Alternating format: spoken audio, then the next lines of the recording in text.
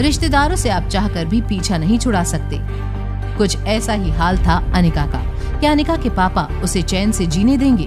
क्या कामिनी फिर अनिका का जीना हराम कर देगी? क्या बड़े बड़े स्कूलों में टैलेंट से ज्यादा अहमियत पैसों को दी जाती है? मुझे नहीं लगता कि मेरे मामा गौतम गुलेरिया तुम्हारे पापा हैं।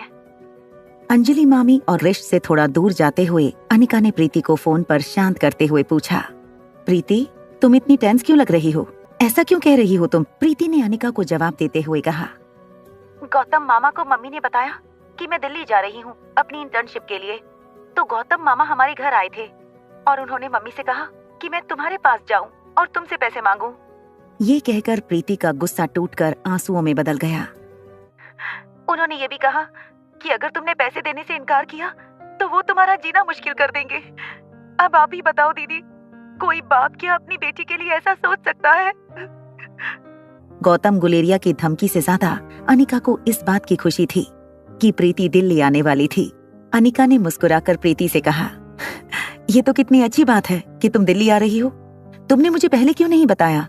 प्रीति ने अनिका की बात सुनकर अपना रोना कंट्रोल किया और अपने आंसू पोंछते हुए कहा, हाँ दीदी, मैं दिल्ली आने वाली हूँ और मेरे साथ कामिनी भी दिल्ली आने वाली है।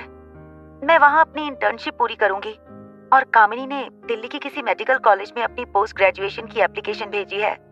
यही बताने के लिए मैंने तुम्हें फोन किया था।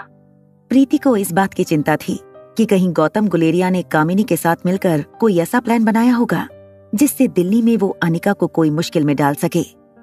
हालांकि अनिका को ना तो गौतम गुलेरिया से और ना ही कामिनी से कोई डर था। अब सारी बातें भूल जाओ, मुझे कुछ नहीं होगा। तुम तुम्हारा ख्याल रखना और यहाँ किसी भी चीज की जरूरत पड़े तो फौरन मुझे फोन कर देना, मैं तुम्हारे पास चली आऊंगी।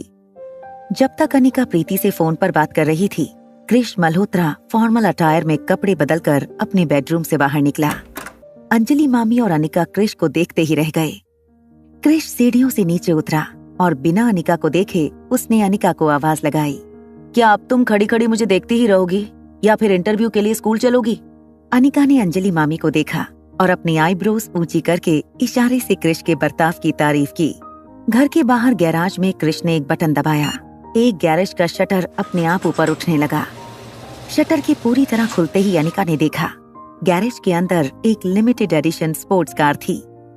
येलो कलर की ये स्पोर्ट्स कार के दरवाजे ऊपर की ओर खुलते थे। जैसे ही कृष ने गाड़ी का दरवाजा खोला, रिया हवा में उछल पड़ी। कार के चारों ओर चक्कर लगाते हुए रिया ने अनिका से कहा, वाह मामा, ये कार तो काफी शानदार है। ड्राइवर सीट पर बैठा हुआ कृष